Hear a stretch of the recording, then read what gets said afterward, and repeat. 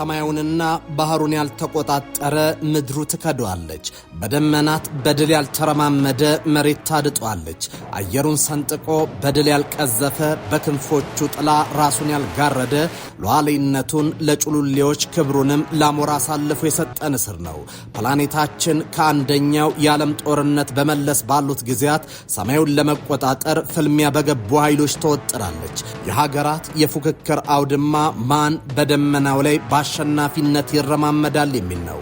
የዘመናችን የኃይል ቁንጮነት የሚሰላው ሰማዩ ላይ የማን ክንፍ ከእሳት አሎሎችና ከብረት ፍላጻዎች በብቃት ይከላከላል የሚል ነው።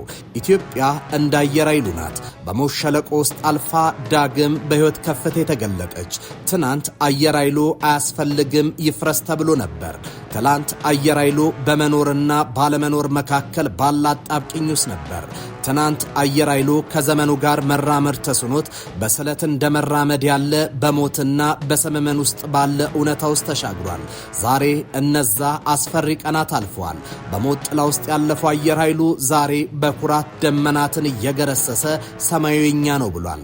የአየር ኃይሉ ታድሶ እንደ ንስር የዳግም ውልደት የዳግም ከፍታና ልህቀት ነው። የአራተኛው ትውልድ ዘመናዊ የጦር ጄቶች በቀጣይ 5 ዓመታት ወደ 5ኛ ትውልድ የሚሸጋገር ራዕይ በቀጠናው ሰማዩን የተቆጣጠረ ግዙፍ ኃይል ሆኖ ዳግም ተወልዷል። ጤና ይስጥልኝ። ይህ ኢትዮ መልህቅ ነው። የኢትዮጵያ የአቪዬሽን ግንባታ የአየር ኃይሉ ግንባታ የቀጣይ ባህር ዳርቻዎችን ለመቆጣጠር የሚኖረውን ፋይዳና ኢትዮጵያን በማጽናቱ ረገድ ምን አይነት ሚና ይኖረዋል የሚለውን እየተመለከትን አብረናችሁን ቆያለን። አብራችሁን ቆዩ።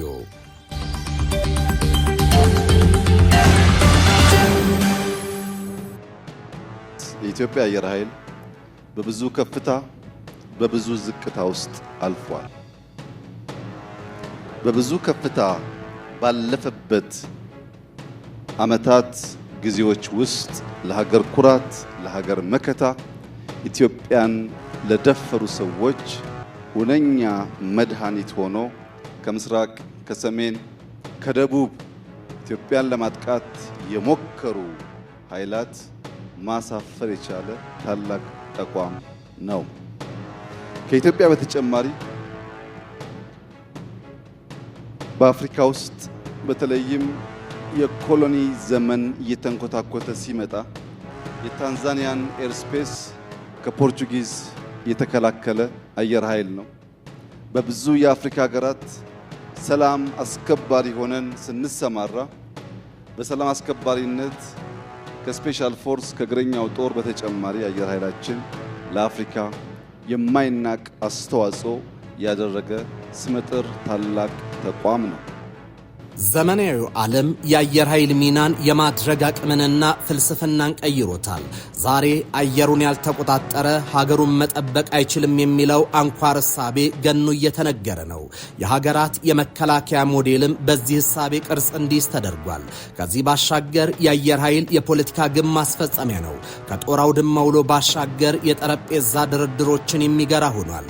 በጄምስ ሰተን የተጻፈው ኤር ፓወር ዘ ሂስትሪ ኦፍ ዋር ኢን ዘ ስካይ የአየር ኃይል በታሪክ ሂደት ውስጥ እንዴት የጦርነትን መልክ እንደቀየረውና የሀገራትን የበላይነት እንደወሰነ በጥልቀት የሚመረምር መጽሐፍ ነው።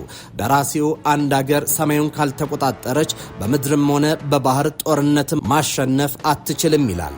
እናም የዘመናዊው የአየር ኃይል እሳቤ በመለዮ ለቦሾቻቸው ደም የሚለካን የጦር ድል እያስቀረ ነው። ቴክኖሎጂ ጋራና ሸንተረርን በድንጋይ ካብ በሚሰሩ ምሽጎች የሚሰላ የጦር ድልን ቀይሯቸዋል። ቴክኖሎጂ የአየር ኃይል ሚናን አልቆታል። ጠቅላይ ሚኒስትር አብይ በሰማዩ ላይ የሚኖረን የበላይነት በባህሩ ላይ ያለንን ህልውና ይወስናል ሲሉ በዘርፉ አንቱ የተባሉ ልሂቃን ያጸኑትን እውነት በመንተራስ ነው። በኮሊንስ ግሬ የተጻፈው ኤር ፓወር ፎር ስትራቴጂክ ኢፌክት የተሰኘው መጽሐፍ የአየር ኃይል ፖለቲካዊ ግቦችን ለማሳካት ያለውን ወሳኝነት ያብራራል። ልሂቃን የስትራቴጂያዊ ቅዱስ መጽሐፍ እያሉ የሚያሞካሹት መጽሐፉ ኢትዮጵያ የአየር ኃይል የማደራጀት ፍልስፍና ምን ያክል ሳይንሳዊ መሆኑን ያስረግጣል። እንደ ግሬ ቴክኖሎጂ ግብ አይደለም ሲል ያስጠነቅቃል። በጣም ዘመናዊ ጄት መያዝ ብቻውን ትርጉም የለውም። ያ ጄት በጠላት ላይ ምን አይነት ስልታዊ ጫና ያሳድራል የሚለውን ይተነትናል። ደራሲው አየር ኃይል ፖለቲካዊ መሳሪያ ነው ይላል።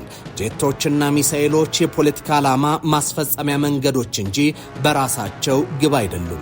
የኢትዮጵያ ሱ-27 ሱ-30 ጄቴን እጅግ ዘመናዊ ድሮኖችን መታጠቋ በራሱ ግብ አይደለም። የኢትዮጵያ ግብ ቀጠናዊ ፍላጎቷን በአየር ኃይሉ የማስፈጸም ነው። በመሆኑም የአየር ኃይሉ ግንባታ ጦር የማከማቸት እሽቅድድምና የውረድ እንውረድ ፉክክር አይደለም። ከዚያ ይልቅ ሀገርን በከፍታ የማቆም በቀጠናዊ ፉክክር ከተገዳዳሪዎች ልቆ የመገኘት ነው። ኢትዮጵያ የአየር ኃይል ግንባታ ሉዓላዊነቷን ለማስከበር ራሷን ከጠላት ለመከላከልና ለህልውና ወሳኝ የሆነውን የባህር ዳርቻዋን ለመቆጣጠር ግብ ያደረገ የስትራቴጂ ማስፈጸሚያ መሳሪያ ነው። በሚቀጥሉት 5 ዓመታት አሁን ያለንበትን የአየር ኃይል አቅም በእጥፍ ደረጃ ለማሳደግ የኢትዮጵያ መንግስት ግልጽ እቅድ፣ በጀት እና ምንጭ ለይቶ ከዋና ዋና አምራቾች ጋር በትብብር ስራ የጀመረ ሲሆን ዛሬ የአራተኛውን ትውልድ የመዋጋት ብቃት የገነባው አየር ኃይላችን በ2030 ወደ 5ኛው ትውልድ የሚሸጋገር በቁጥርም ከተዋጊ አንጻር አሁን ያለው በእጥፍ ቁጥር የምናሳድግ ይሆናል። በአየር ኃይል መብቃት ማሳደግ የሚያስፈልግበት ዋናው ምክንያት በስጋና በአጥንት ድል ማስመዝገብ ያደረ የቀረ ስርዓት ስለሆነ በቶክስ አቅም፣ በፕሪሲሽን፣ በቴክኖሎጂ ብዙ ምሽጎች ማፍረስና ውጊያን ማሳጠር ታሳቢ ያደረገ አቅጣጫ እንከተላለን። የኢትዮጵያ ሽግግር አንዱ ማሳያ አየር ኃይሉ ነው። የኢፌድሪ አየር ኃይል ከተመሰረተበት ከ1928 እስከ 1982 ድረስ እድገቱ ተፈጥሯዊ ነበር። በብዙ ችግሮች ቢያልፍም የመንግስትን ትኩረት አላጣም። በተለይም በዘመነ ደርግ በወቅቱ ምዘና በቴክኖሎጂ እዚህ ግቦ የማይባሉ የጦር ጄቶች በቴክኖሎጂ የላቀውን የዚያድ ባሬ ጦር ኃይልና አየር ኃይልን ዶግ አመድ ማድረግ ችሏል። ኢትዮጵያ በአብራሪዎቿ ብቃት በአየር ውጊያና ከአየር ወደ ምድር በተደረገ ውጊያ ፍጹም የበላይነትን በመያዝ አሸናፊ መሆን ችላለች። አየር ኃይሉ ከለውጡ በፊት ባሉ 27 ዓመታት ልክ እንደ ባህር በሩ የህልውና አደጋ አጋጥሞታል። የአየር ኃይል አያስፈልግም የሚል ደፋርና የኢትዮጵያን የግዛት አንድነትን የሚንድን ሐሳብ ገቢር ለማድረግ ሩጫ ተገብቶ ነበር። ኢትዮጵያ ልክ እንደ ባህር ኃይሏ አየር ኃይሏንም ለማጣት ተቃርባ ነበረ።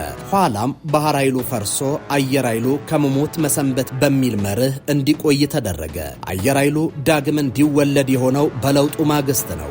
ጠቅላይ ሚኒስትሩ የመሩት ለውጥ ቀዳሚ ግቡ ኢትዮጵያ ነች። ግዛትን ቆርሶ ለባዕድ ከማስረከብ የኢትዮጵያ ግዛት አንድነትን ወደሚያጸና አስተዳደር ለውጥ መደረጉ ባለፉት 7 ዓመታት ውስጥ ታይቷል። እውነት ነው፣ ኢትዮጵያ የታፈረችና የተከበረች ሀገር ናት። የአየር ኃይሉ ግንባታ መሰረት ኢትዮጵያ ታፍራና ተከብራ የምትኖረው የግዛት አንድነቷ ሲጠበቅ ሉዓላዊነቷም ሲጸና እንደሆነ በማመን ነው። እናም የአንድ ሀገር የሉዓላዊነት አካል የሆኑት ምድሩን ባህሩንና አየሩን ከመጠበቅና ከማስከበር ባሻገር የትናንት ጥፋቶችን ወደ ማረም ተሸጋግሯል። የኢትዮጵያ ሉዓላዊነት የሚከበረው አየሩ ላይ ነው። ዓለም ዛሬ በአየር ኃይል ወደ ላቀ ደረጃ የማሸጋገር እሽቅድድም ውስጥ የገባቸው አየር ኃይል ራስን ከመከላከል ባሻገር የሀገራዊ ስትራቴጂያዊ ማስፈጸሚያ በመሆኑ ምክንያት ነው። የኢትዮጵያ እውነታም ከዚህ ነባራዊ የዓለም እውነታ ተቀድቷል።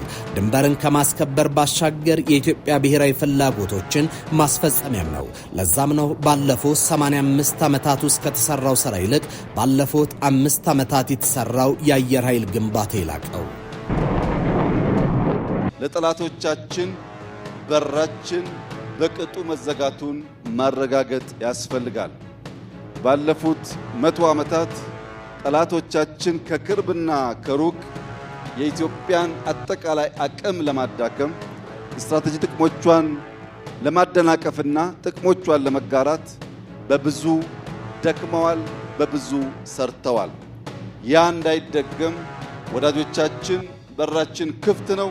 በትብብር አብረን ለመስራት አብረን ለማደግ ያለንን ቁርጠኝነት በድጋሚ እያረጋገጡ ጠላቶቻችንን በሚመለከት ግን የኢትዮጵያን ክብር፣ የኢትዮጵያን አንድነት፣ የኢትዮጵያን ብሔራዊ ጥቅም ለማስከበር ተኝተን የማናድር መሆኑን በድጋሚ ማረጋገጥ እወዳለሁ።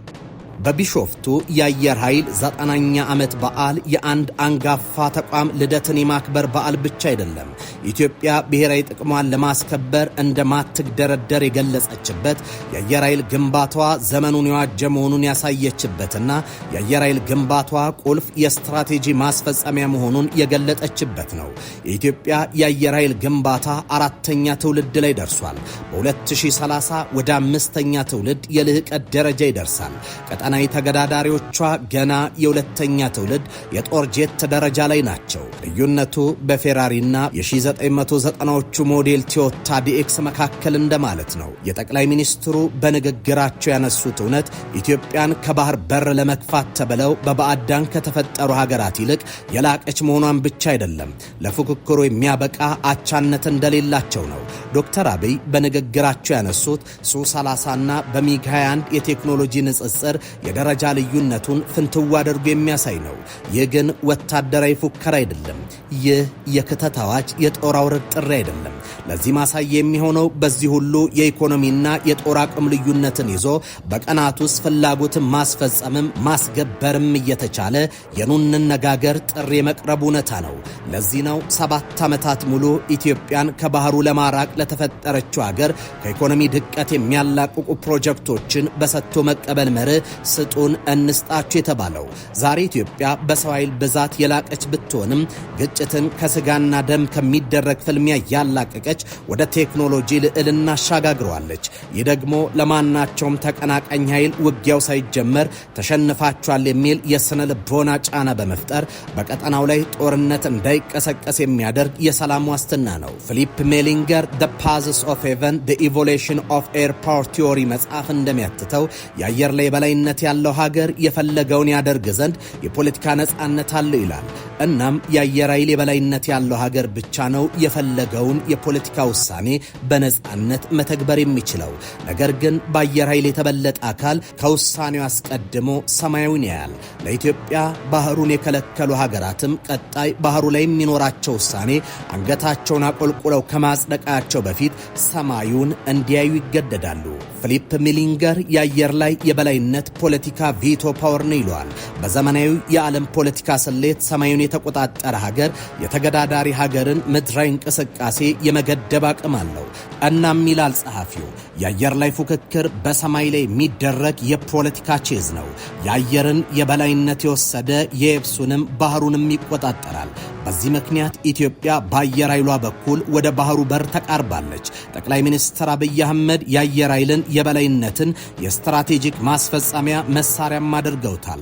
አላግባብ በተሰጡ የኢትዮጵያ ስትራቴጂያዊ ጥቅሞች ላይ ሂሳብ ማወራረዷን አትተውም የሚለው ገለጻቸውም ኢትዮጵያ የባህር በርንም ሆነ ሌሎች ስትራቴጂያዊ ጥቅሞቿን ለማስከበር ያላትን ቁርጠኝነት የሚያጸና ነው። የጠቅላይ ሚኒስትሩ ንግግር ኢትዮጵያ ከዚህ ቀደም በነበሩ የታሪክ አጋጣሚዎችና በሴራዎች ምክንያት በተወሰኑ ውሳኔዎች ያጣችውን ጥቅም በድርድርም ይሁን በዲፕሎማሲ ማስመለስ እንቅስቃሴ እንደምትጀምር አመላካች ነው። ይህ ሂሳብ የማወራረድ ጉዳይ ግቡ ጦርነት አይደለም። ከሰላም ብቻ አተርፋሉ የምትል ሀገር ጦር አትመዝም። ከዚያ ይልቅ ባለፉት 7 ዓመታት የተከተለችውን ፍትሐዊና ሚዛናዊ የሆነ በቀጠናዊ አብሮነት በሰላም ፍላጎቷን ለማግኘት እየጣረች መሆኑን አመላካች ነው። ከዚህ ባሻገር የጠቅላይ ሚኒስትር አብይ ኢትዮጵያ በክፉ ለሚመለከቱ ሀገራት ተባብሮ ብቻ ማደግ ያዋጣል የሚለው ንግግራቸው ኢትዮጵያ በቀጠናው ያላትን የኃይል የበላይነት ተጠቅማ ለጋራ ብልጽግና ትተጋለች የሚለው መርሃ ዛሬም እንደተጠበቀ ያመላክታል። የኢትዮጵያ በቀጠናው የያዘችው የአየር የበላይነት የሰላምና የአብሮነት የመበልጸግ ስትራቴጂ ማስፈጸሚያ ነው። የአየር ኃይሉ ጥንካሬ በቀጠናው የጋራ ደህንነትን ለማረጋገጥ መሰረትን የሚጥል ነው። የአየር ኃይሉ የበላይነት የቀጠናውን ሀገራት በኢትዮጵያ የብረት ክንፎች ከውጭ ጣልቃ ገብነትም ሆነ የውስጥ ሰላማቸውን የሚያረጋግጡበት የብረት ጋሻ ነው። በዚህም ሽብርተኝነትን በመዋጋት ሰላምን ማስከበርና ለጋራ ሰላም የላቀ አስተዋጽኦ እንድታደርግ ያስችላታል። ከዚህ ባለፈ ግን ሰላሟን የሚጋፋ የሰማዩንም ሆነ የምድሩን ቁጣ ይጋፈጣል የሚል ነው። ሰማዩ የኛ ነው የሚለው መፈክር ኢትዮጵያ በሰማይ ላይ ያላትን የበላይነት ለቀጠናው ሰላም፣ ብልጽግና፣ ልማትና ለፍትሃዊ ተጠቃሚነት የመስራቷ እውነት ማስረገጫ ነው። ወዳጅም ጠላትም አንድ እንዲገነዘብ የምፈልገው ነገር ኢትዮጵያን በቅጡ ኢትዮጵያን በበቂ አናቃትም። ኢትዮጵያ ከምታውቋት ያለፈች ሀገር ናት። በሀብቷም በታሪኳም በብቃቷም። ከዚያ ባሻገር ኢትዮጵያ እያደገች ያለች ሀገር ናት። የአፍሪካ ትንሣኤ፣ የአፍሪካ ተመልሶ የማደግ ምልክት የምትሆን ሀገር ናት። ከእንደዚህ ያለው ሀገር ጋር ተስማምቶ ተባብሮ አብሮ ማደግ ብቻ ነው የሚያዋጣው። ከዚያ ውጭ ያለው አማራጭ ጥፋት ስለሚያስከትል አንዳንዴ የምትስቱ ቆማችሁ የቀራችሁ ወደፊት መራመድ የምትቸገሩ ሱ30 JC10 ወይም ከዚያ ያለፉ ቴክኖሎጂዎች ሲጠሩ ይሄ ደግሞ ምንድነው ብላችሁ ግራ የሚገባችሁ አሁንም ሚግ 21 ላይ ያላችሁ ሀገራት ደጋግማችሁ እንድታስቡ የሚያስፈልገው ኢትዮጵያ ትናንትና ላይ የቆመች ሀገር አይደለች። የኢትዮጵያ የአየር ኃይል ግንባታ ልቀት በ90ኛ ዓመት በዓል ላይ ደምቆ ታይቷል። የአየር ኃይሉ በቢሾፍቱ ሰማይ ላይ ያሳየው ትርኢት የኢትዮጵያን የኃይል የዲፕሎማሲና የማድረግ አቅም ማየሉን ማሳያ ነው። በቢሾፍቱ ሰማይ ላይ የታየው ትርኢት የኢትዮጵያን አየር ኃይል የፈጠረው ጥምረት ዓለም አቀፍ ወታደራዊ ጥምረት መገለጫ ነው። በትርኢቱ ላይ የተባበሩት አረብ ኤምሬቶችን ጨምሮ በርካታ የምስራቁና የምዕራቡ ጎራ ተሳታፊዎች ነበሩ። የሀገራቱ ተሳትፎ ትርጉሙ ብዙ እንደሆነ የፖለቲካ ሳይንስ ምሁራን ይናገራሉ። እንዲህ አይነት የጋራ አየር ትዕይንቶች የጋራ ወታደራዊ ስትራቴጂ አጋሪ መሆን ማሳያ ናቸው። በበዓሉ ላይ የተሳተፉ ሀገራት ለኢትዮጵያ ያላቸውን ወታደራዊ ድጋፍና አጋርነት በይፋ አረጋግጧል። ይህም በተለይ በአፍሪካ ቀንድ ያለውን የኃይል ሚዛን የሚከታተሉ ኃይሎች ኢትዮጵያ ብቻዋን አይደለችም፣ ጠንካራ ወዳጆች አሏት የሚል የዲፕሎማሲ መልእክትን ያስተላለፈ ነው። ይህ በሌላ ቋንቋ ሲገለጽ የጦር ጄቶች በጋራ መብረራቸውንና ያ የጋራ ልምምድ በመካከላቸው ያለውን ጥልቅ ወታደራዊ ትብብር ያሳያል። ይህ ተሳትፎ በስልጠና በመረጃ ልውውጥና በቴክኖሎጂ ሽግግር ረገድ አገራቱ ያላቸውን ቁርኝነት ይገልጣል። የጦር መሳሪያ አምራች ሀገራት ከአጋርነት ባሻገር የቴክኖሎጂያቸውን ማስታወቂያ መድረክ ነው። ለኢትዮጵያ ቀጠናዊ ተሰሚነትን ይጨምራል። ኢትዮጵያ 90ኛ ዓመቷን በድምቀት ማክበሯና የውጭ ሀገራትን ተሳትፎ በአካባቢው ያሉ ተቀናቃኞች የኢትዮጵያን የአየር ኃይል ጥንካሬና ያላትን የዓለም አቀፍ ድጋፍ አይተው የጥቃት ስጋትን እንዳይፈጥሩ ያደርጋቸዋልም። በቢሾፍቱ የተካሄደው የ90ኛው ዓመት በዓል ትርኢት የኢትዮጵያ አየር ኃይል ወደ ላቀ ዘመናዊነትና ባለ ብዙ ወገን ትብብር መሸጋገሩን ያበሰረበት ክስተት ነው። አየር ኃይሉ ሰማያዊኛን የሚያስብል ለውጦችን አስተናግዷል። የአየር ኃይሉን ብቃት በኢትዮጵያ ሰማይ ማንም የማይሰለጥንበት ደረጃ ላይ እንዲደርስም ሆኗል። ሰማይ የሉዓላዊነት ቀጠና ነው። ሰማይ የነጻነት አየር የሚተነፈስበት የብሔራዊ ኩራት አርማ ነው። የአየር ኃይሉ ታሪክ የጀግንነት ታሪክ ነው። ካራማራ ላይ የጠላት ወራሪ ኃይል ቅስሙ የተሰበረው በኢትዮጵያን የሰማይ አናብስት ድንቅ ጥበብ ጀግንነትና ቆራጥነት ነበር። የአየር ኃይሉ ጀግንነት በታጠቀው መሳሪያ ብዛት አይደለም። የአየር ኃይሉ ትልቅ አቅም ተዋጊ አውሮፕላኖች እንዳሻቸው የሚዘውሩ ድንቅ አብራሪዎችን መያዙ ነው። በኢትዮጵያና ሶማሊያ መካከል ተካሂዶ የነበረው ጦርነት ለዚህ ትልቁ ማሳያ ነው። ያኔ የሶማሊያ የጦር ቴክኖሎጂና የሚያንቀሳቅሷቸው የጦር ጄቶች የተሻለ አቅም የነበራቸው ነበሩ። በኢትዮጵያና በሶማሊያ መካከል የተካሄደው ጦርነት በዓለም ወታደራዊ ታሪክ ውስጥ ልዩ ቦታ የያዘው በዚህ ምክንያት ነው። ኢትዮጵያ በወቅቱ የነበሯት ኖርዝሮፕ F5E ታይገር 2 የተባሉ የአሜሪካ ሰራሽ ጄቶች ነበሩ። ሶማሊያ ደግሞ በቁጥር የሚበልጡ የሶቪየት ሰራሽ ሚግ 17 እና ሚግ 21 ጄቶችን አሰልፋ ነበር። በወረቀት ስሌት ሶማሊያ የላቀች ብትሆንም በተግባር ግን የሆነው ሌላ ተአምር ነው። የአየር ኃይሉ አብራሪዎች ብቁ ስልጠና ማግኘታቸው በሰማይ ላይ በሚደረግ የቅርብ ፍልሚያ ዶግ ፋይት ተወዳዳሪ የማይገኝላቸው ነበሩ። ሶማሊያ የአየር የበላይነቱን ለመያዝ ብትሞክርም በሳምንታት ውስጥ ግን አየር ኃይሏ ሙሉ በሙሉ በሚባል ደረጃ ከጥቅም ውጭ ሆነ። በዚህ ወቅት አስገራሚው የታሪክ አጋጣሚ ነው። ኢትዮጵያ በወቅቱ ወደ ሶሻሊስት ጎራ ብትዞርም በጦርነቱ ድል አድራጊነቷ ሚስጥር የኢትዮጵያ አብራሪዎች ጥበብ ነበር። በወቅቱ አሜሪካ ኢትዮጵያ ሶሻሊስት ካምፑን በመቀ በመቀላቀሏ መለዋወጫ ብትከለከልም የአየር ኃይሏ መሐንዲሶች ባላቸው ጥበብ አውሮፕላኖችን አብረረው ድል አስመዝግበዋል። መሳሪያ ብቻውን አይዋጋም። የሚዋጋውና ድል የሚያመጣው የመዋጋት ፍቃድን ከጥበብ ጋር ያዋሃደ ጀግንነት ነው። አየር ኃይሉ ባነሰ ቴክኖሎጂ የጦርነት ውጤትን የቀለበሱ አብራሪዎችን ማፍራት ችሏል እና ዛሬ ዘመኑን የዋጁ ተዋጊ ጄቶችን የታጠቁ አብራሪዎች ምን ያክል ስኬታማና በሰማዩ ላይ የሚኖራቸውን የበላይነት መገመትም ለማንም ግልጽ የሆነ እውነት ይሆናል። እናም በሪፎርም የታደሰው የአሁኑ አየር ኃይል በሰው ሀብት ልማት ስራው ከሀገር ልጆች ተሻግሮ ለበርካታ ወዳጅ ሀገራት ስልጠናን በብቃት እስከ መስጠት ድረስ ደርሷል። ለዚህ ደግሞ ለውጡን ተከትሎ የተሰሩ የስልጠና ማዕከላትን የማዘመንና የማሻሻል ስራዎች ውጤት ማምጣታቸውን የሚያሳይ ነው። እናም ትናንት በነበረው ወኔ ላይ የዛሬውን ዘመናዊ ቴክኖሎጂ የደረበው አየር ኃይሉ በተሰራለት የለውጥ ስራና በዚህ ከፍታው ገና ሌሎች ዘጠናዎችን በብቃት እንዲሻገር ያስቻለውን የሚያስችለውንም አቅም ይዟል። የተወደዳችሁ የኢትዮ መልሕቅ ቤተሰቦች ለዛሬ ያዘጋጀንላችሁ ጥንቅር እዚህ ላይ አብቅቷል። በቀጣይ በሌላ ዝግጅት እስከምንገናኝ በያላችሁበት ሰናይ ጊዜ ይሆንላችሁ።